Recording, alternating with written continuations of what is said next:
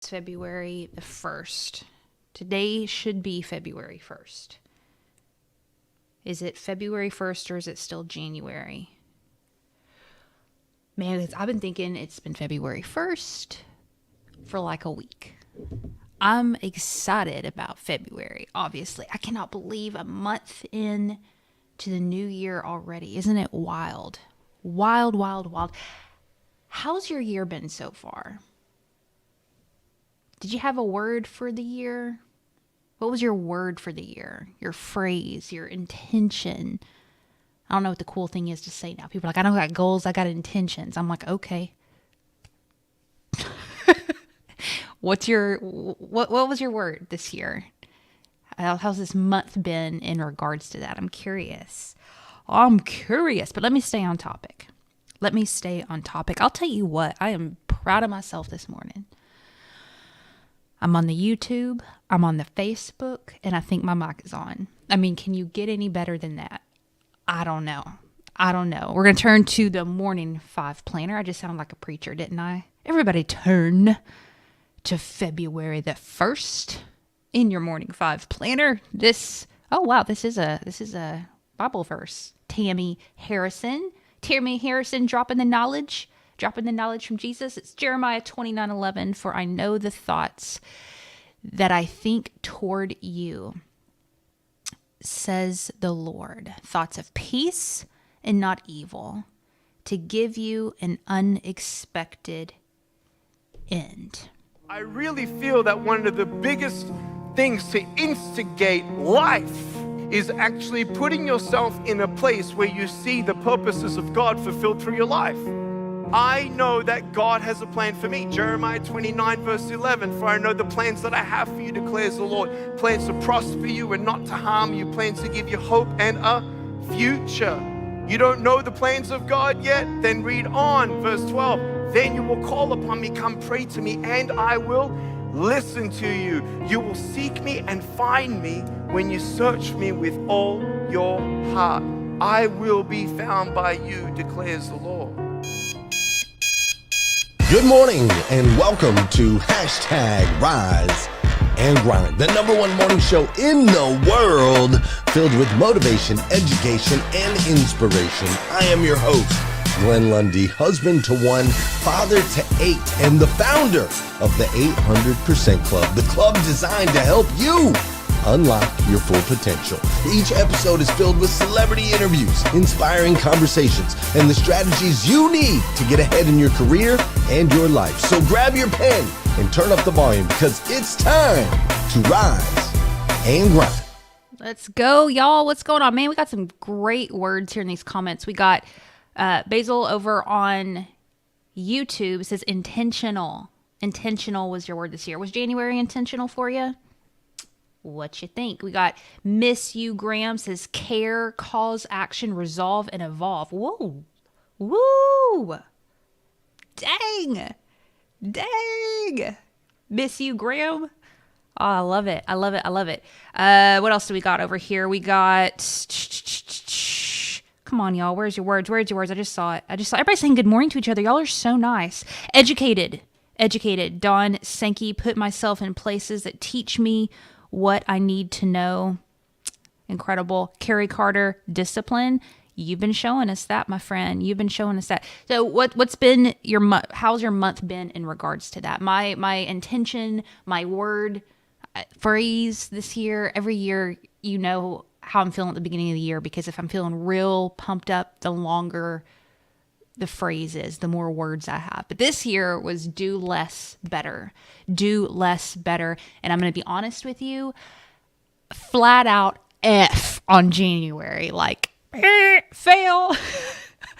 I definitely did not shave anything off. In fact, if anything else, I brought some more stuff in, and that's diluted a lot of my focus and what I say is my deep desire, right? Is that really true? I could talk about that, of getting really, really good at my craft and better and become an expert at it. So big F on January, but that's okay, because we got 11 more months, you know what I'm saying? So February, I'm saying it out loud, do less better. That's my jam. Today is February 1st. How many times have I said that? How many times? February 1st. Super excited and honored to be here with you. My name is Heather Parady. I am filling in for Glenn Lundy, who is out and about making a big old difference in this world. And you know who else makes a big difference in this world? I'll tell you what, it's those spunky old broads. Those spunky old broads in your life. Maybe you are one. Maybe you want to be one. But let's just throw it up for February 1st, National Spunky Old Broads Day. We welcome you back, and it is time for our daily holiday this morning. We are marking the month of February as Spunky Old Broads Month this month. So it's a month-long celebration for all women over 50 who are interested in living a regret-free life. What do you? You're close. Okay, I'm not really that close. You're close. You're about you said, month away. You said I was close like 10 years ago. You're about so a month away from close. being 50. She's but close too. I hope, I really do, I'm a spunky old broad when I get to 50 because I think that... Please. What? I think the chances of that are very high. Very, very high. I hope What do you guys so. think? Come on. I hope so. Mean, really. Because dictionary.com defines spunky as spirited, plunky, plucky. Plucky. Plucky? I don't What is really. plucky? Now I need to look Thought up you what pluck plucky means. something. Yeah. Plucky and spirited. Okay. I hope I'm plucky and spirited. My idea of spunky is you, so I'm sure you'll be fine. I hope even so. in a couple years when you're 50. You know, you think there are some people when you meet them and you're like, there's no way they're whatever 80 years Yeah. old or how that's my dream. That's my dream. So we'll see. But all you spunky old broads out there. I don't know what news station that is, but I want to live in that town because those folks always have their national day. And I'm like, there ain't much going on in that city because those segments have to happen. I love it. Spunky Old Broads Day. We're going to bring back the nerd session for you today. This is new. Started this just yesterday because I thought of it. I thought this might be a fun idea for all my communicators out there. All the folks who are putting themselves out there online, trying to build platforms, trying to understand communication in a short attention span world. Accept it. It's okay. It's an opportunity for us to learn new skill sets. Just a small little section. Give us 2 minutes. For those of you who are content creators, want to learn a little bit more about storytelling. I found this really cool video that I loved yesterday that talked about retention, holding retention. A lot of times we want to get people's attention, but can you keep people's attention? I don't know. Retention editing. Let's talk about it. What retention means is a measurement of how long someone engages with your content. Basically, are they staying to watch your whole video? Or are they scrolling at like 22 seconds? We mindless scroll constantly, so how do we grab the viewer's attention? You. The word you feels direct and personal for the viewer, right? It showed up on their algorithm, so it's more than likely that your video is relatable to them. You. Okay, 1. When you're filming, try to capture different angles. Now retention. Let's keep them watching. Are you still watching?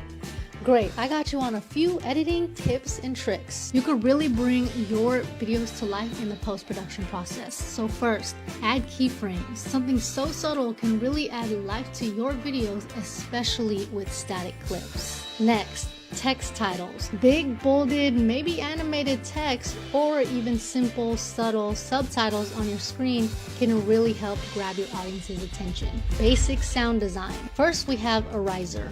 They're great for creating attention and building anticipation. Whooshes. They keep transitions in your videos a little more lively. Hits. These are usually to emphasize important moments in your videos. And then of course, we have background music, right? Subtle, but it creates the tone and pace of your overall video. That was our nerd out content creation tip of the day, retention editing. And this has nothing to do, man, I'll tell you what, nothing to do with like becoming a wizard, editor, producer, or whatever. Most people are too busy for that. And trust me, it takes a really long time to do it. However, I think it's so important for mission-driven, heart-centered leaders who are passionate about making an impact in this world to invest a little bit of time and knowledge to understand this crazy media world and how stuff's changing, just to get your message out there a little further to the right people. So I'll stop there because I could keep going on. Speaking of keep going on, I really appreciate the love, the support, the outpouring that you guys have shown this beautiful family, Colt Mustang, the follows that you've given him over on TikTok, the sweet comments, DMs, and so forth. This is a father of 8 as well, who was hit by a car over Christmas, and he's been documenting his journey of healing over on TikTok. He's an old friend of mine from, gosh, I think I was in my 20s. A long time. I haven't spoke to him since. I saw it on Facebook, and I just wanted to share it with this community because I know how much y'all love to love people. I did tell you that he's a little bit humorous, so I wanted to show you a quick video of his recovery process. Here is a video of me pumping some hard iron, cranking out absolute massive weight behind the scenes. You can't see it, but it's almost maxed out at like 20 pounds.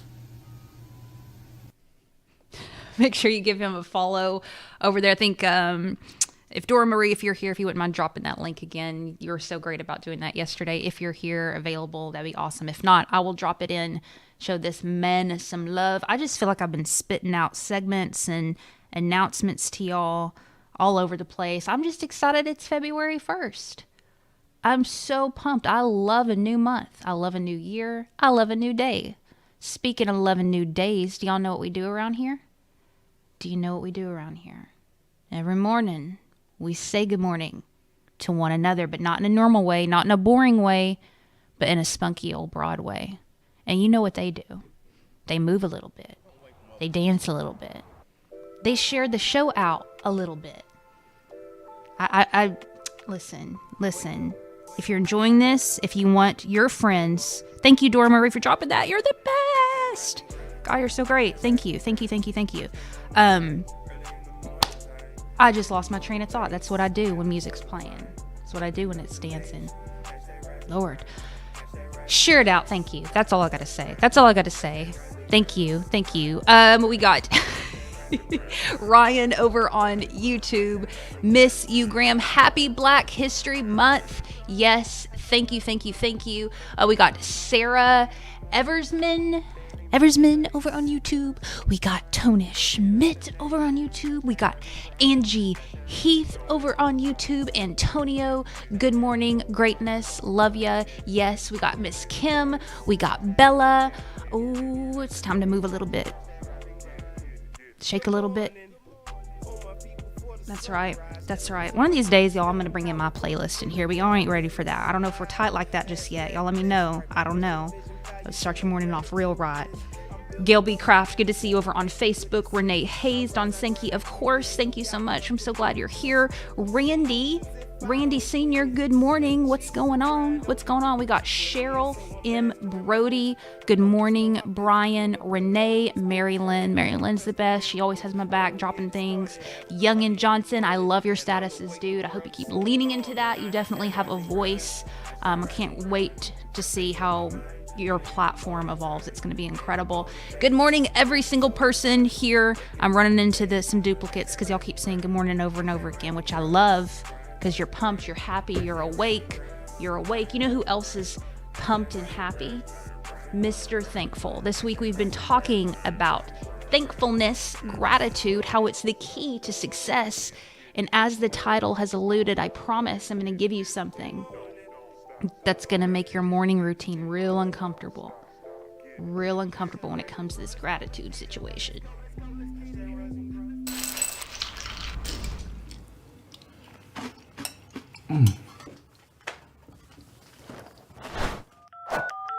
This cereal is delicious. Thank you. Thank you.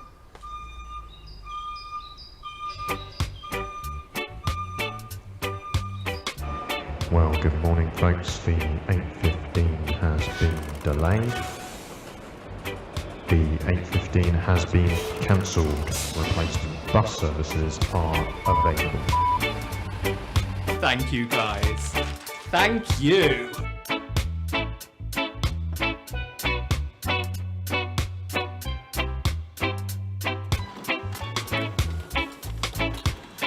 Come on, give me 5.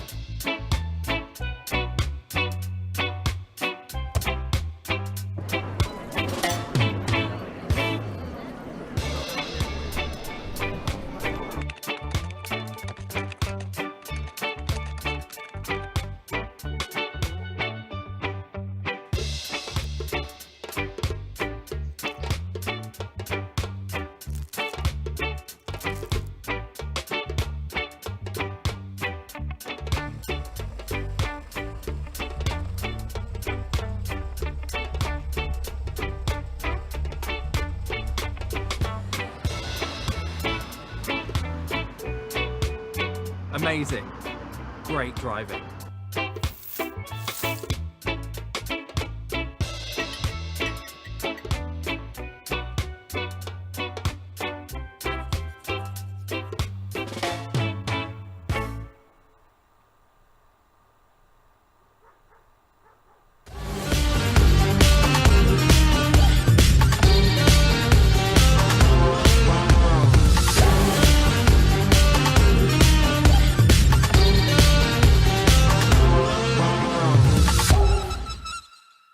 I think one of the probably the biggest surprise in researching the podcast over the last 18 months, because that's when we started, was we decided to do an episode on gratitude. And I thought, okay, gratitude, we did it for Thanksgiving. I thought, okay, it's going to be thanking people and things. Turns out that if you look at the research on gratitude, first of all, the increases in dopamine and serotonin and feelings of subjective well-being from people that have a regular, effective gratitude practice, we'll talk about what that is immense. It's immense. These are skyrocket effects. What is the most effective gratitude practice? It turns out it's not sitting there and being thankful, it's receiving gratitude or observing someone else receiving gratitude. I thought that gratitude was all about being grateful. It's actually receiving gratitude or observing some instance in which somebody is receiving genuine gratitude. Totally surprised me, but and so this means give gratitude, right? Give thanks, but also be in a position to receive thanks. And so it's these kind of nuanced things might seem small, but one thing I try and do is, I try and since I can't walk around asking for gratitude, and that's not my style. I like to think my ego is at least slightly more in check than that. I try and really let people that I care about and I'm grateful to know that, but I do that for them, not for me. And so that's something I pay a lot of attention to. It feels kind of weak sauce. It's kind of like people go, oh, that's kind of like weenie stuff, like gratitude. The data show that gratitude and avoiding toxic people and focusing on good quality social interactions, physical contact with animals, kids, and loved ones, the huge increases in serotonin, oxytocin. These are no longer the kinds of things that are just talked about at the end of a yoga class, right? This is real science with brain imaging and measurements of chemicals from the brain and blood.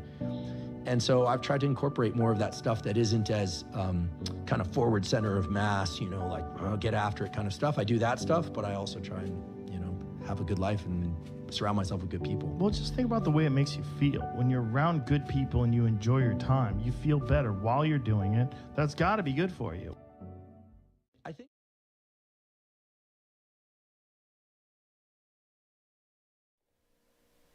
Ugh. Makes me uncomfortable. That whole segment. I'm like, I don't like that. I don't like hearing that.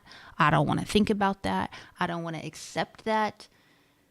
That part of gratitude, living a grateful life, is allowing gratitude in from other people and not deflecting it. Oh, that don't seem very humble to me, does it? That don't seem sacrificial. It doesn't seem, oh my goodness, it feels ego. There's a lot of ego in that when you're like, yeah, thanks. Thank you. Somebody says, Pastor Jeff, man, Pastor Jeff, you have such great energy. Pastor Jeff be like, I know. That's right. I got some more.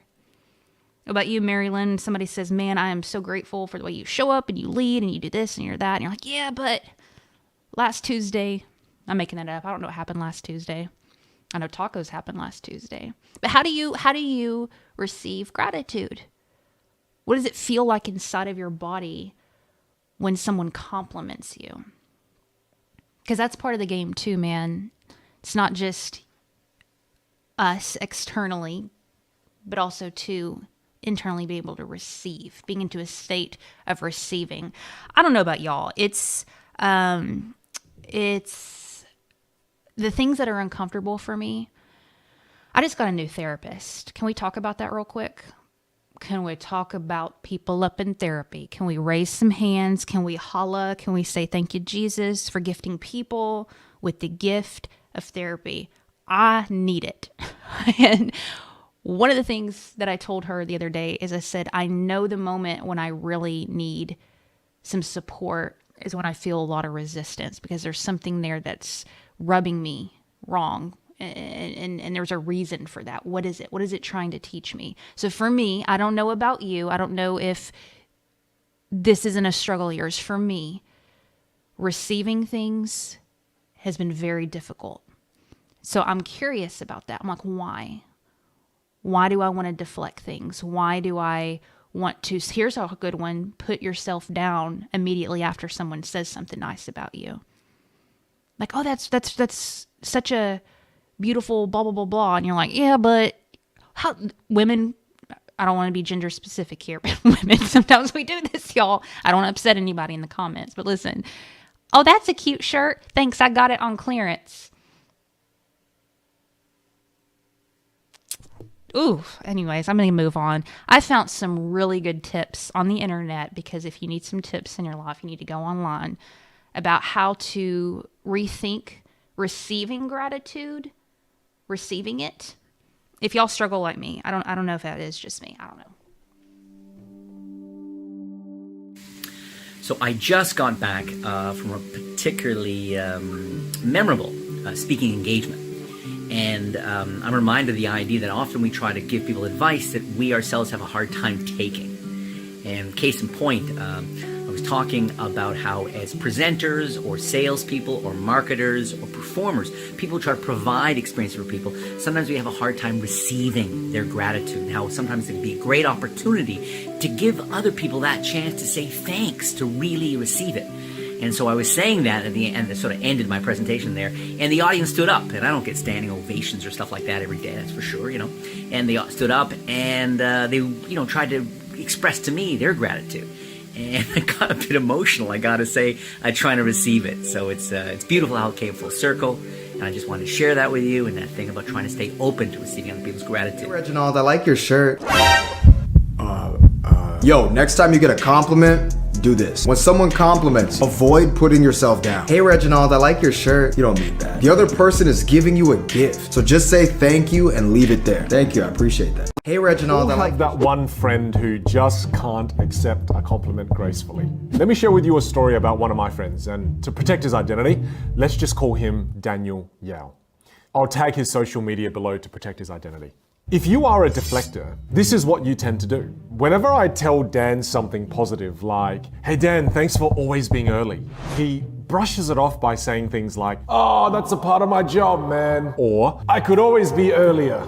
Here's a simple solution. While it's important for Dan to get better at accepting compliments, I've also found a way to make it easier for him by ending my compliments with an open-ended question. Here's the technique in action. Instead of saying, Dan, thanks for always staying back late and helping me answer emails, I would say, Dan, I appreciate you staying late to answer emails. What were the key issues our clients were facing? Do you see what I did there? The moment Dan starts answering my open-ended question, the compliment has already been accepted, which reduces the awkwardness for those who are uncomfortable with direct praise. Here's an extra tip for serial deflectors, for the Dans that exist in your world. God, they're so annoying. Remember, compliments framed as observational statements are less likely to be deflected. So instead of saying something like, Dan, you're the best speaker at the conference, to which he would most likely deflect and say, no, Vin, you're way better. And look, he's right, I am better. But that's besides the point. Watch what happens when I make the compliment observational. Dan, I saw the audience nodding and writing things down. It was super clear they got a lot out of your presentation. Can you see how with observational compliments, they're harder to deflect? Now, just for funsies, I want everyone to @DZYao in the comment section, and let's leave Dan a compliment. Because with our powers combined, there is no way he can beat us. He can't possibly deflect them all. Here's Dan. Now, compliment him. I love that dude's content. He's one of my favorite content creators as of late. But man, I wanted to share that, how you work with somebody who deflects comments, to think about how we can do that for ourselves. If you think about that observational compliment, what about when you're trying to be kind to yourself? Something maybe you completely blew it. You're frustrated you didn't do X, Y, Z. So we get into our feelings. My daughter yesterday, Oh, I love, oh gosh, kids are so cool. They're so cool because they just, man, they reflect back to you yourself. And I can see so much, and it's so interesting guiding and trying to walk with her through this stage of her life where she's starting to feel all the feels. And then when I'm saying things to her, thinking, dang, Heather Parady, do you do that? Right? But she was saying always yesterday, like this always happens. And I've started, asking her questions and asking her for specific situations. Like, is that true? Is always really true? Right?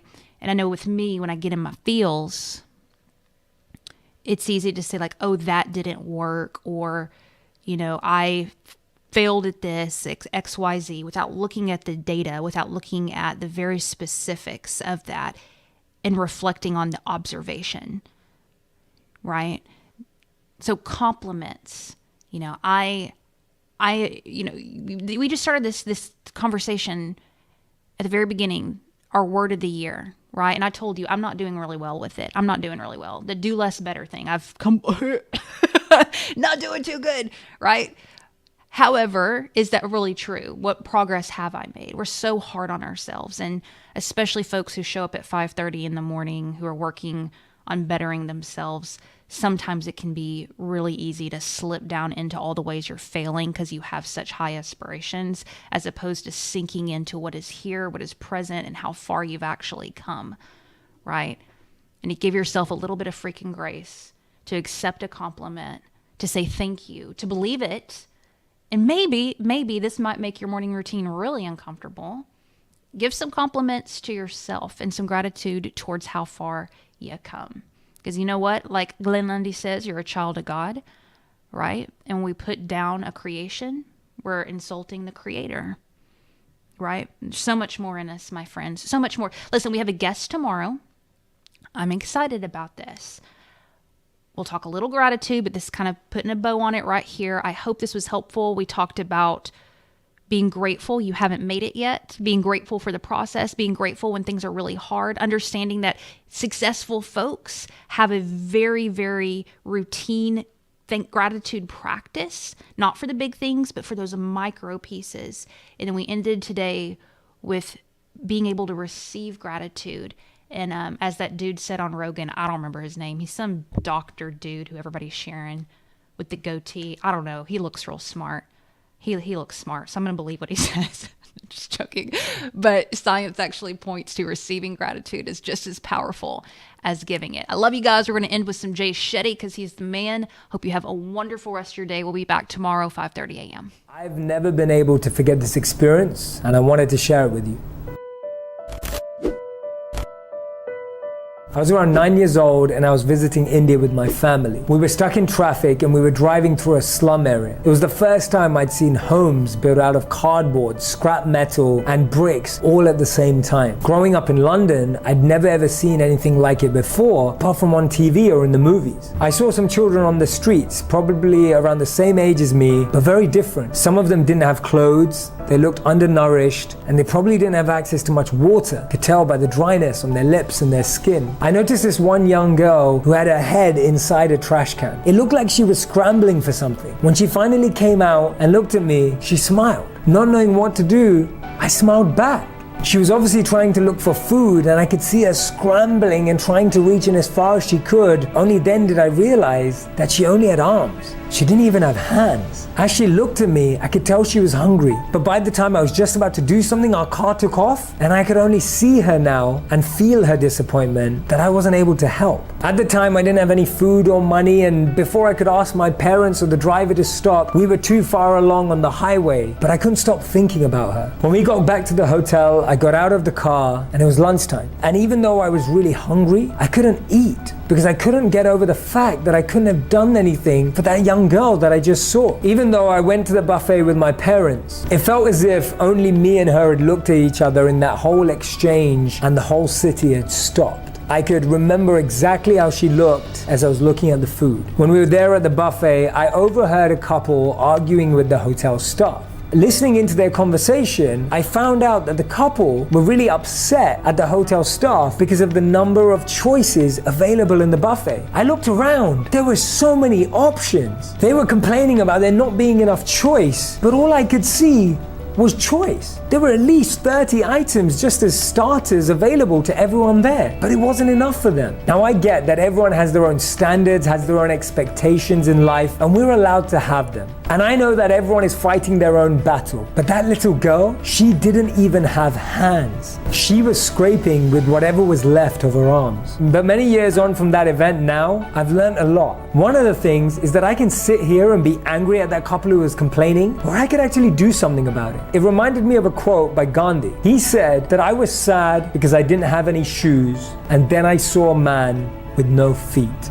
For me, this event left a lasting impression in my heart, and two messages that I want to share with you today. The first one is to remain grateful for absolutely anything we have. Robin Roberts said it perfectly. She said that if we threw all our problems into our pile, we would rush to grab our own back. And when we start with gratitude and see everything as fortune and grace, we're able to receive much more deeply. And number two, let's help those who need it. Let's not be mad that the world isn't helping them. Let's see what we can do. Compassion is key and empathy is essential. And that's one of the reasons that I focus so much of my life in trying to help those in need. And it may mean that you're in a space in your life where you feel you can't currently help anyone right now, but I guarantee you that there's just one person out on the street today that you could impact, that you could change their experience at least for a moment. Remember what Gandhi said, I was sad because I didn't have any shoes, and then I saw a man with no feet.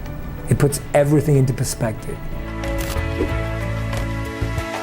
I am so grateful that you're watching my video. It's incredibly easy for me in 5 seconds right now to say why my life wasn't great. I never do that, but I can speak to many things. I can speak to many adversities. I can speak to many shortcomings. I can speak to many moments that aren't fun or happy. I can't believe how challenging that is for me to do on a day-to-day basis, and I'm grateful for that. On the flip side, I have unlimited people I know that are living spectacular lives in the context of 8 billion people on Earth, and they spend 100% of their time thinking that their life sucks. It's incredibly easy for me in 5 seconds right now to say,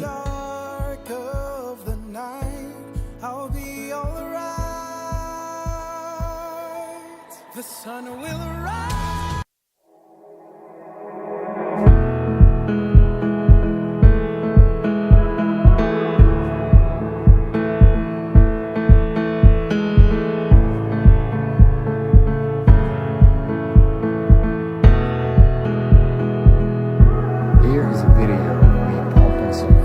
So far away, I saw you not so long ago. Was it just yesterday? Got that old feeling that I know. In the dark of the night, I'll be alright. The sun